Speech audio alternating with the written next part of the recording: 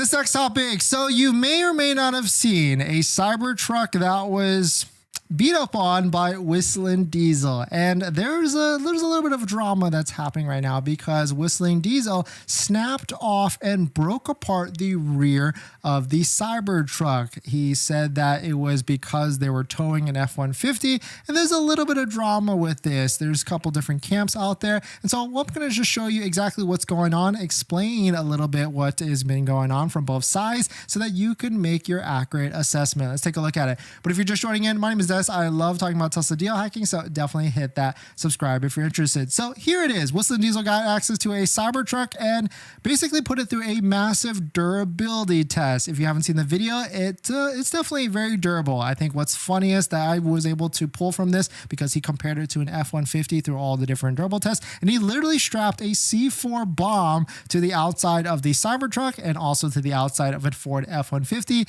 and the C4 bomb blew a hole into the F-150, but actually the Cybertruck took it. I mean, didn't blow a hole. I mean, definitely there's a massive dent on it, but certainly not a hole on it. But there's one part of the test where they towed the F-150 using the Cybertruck, and the Cybertruck's rear frame or rear bumper frame or whatever, aluminum, whatever it is, actually snapped off from the test. And so certainly there was one side of people out there that are saying like, oh, how could the Cybertruck come off like that? That's like crazy. Look at all the different fail points, and the engineers need to figure this out. It should not have broken off at all like that. But there's another part of the video. If you actually watch closely, there was a part where the Cybertruck rolled off of these big tunnel things or whatever they're, big pipes, and hit the rear side on the back of it. And so what we can piece together is that's probably where the rear actually broke off, or at least became weakened.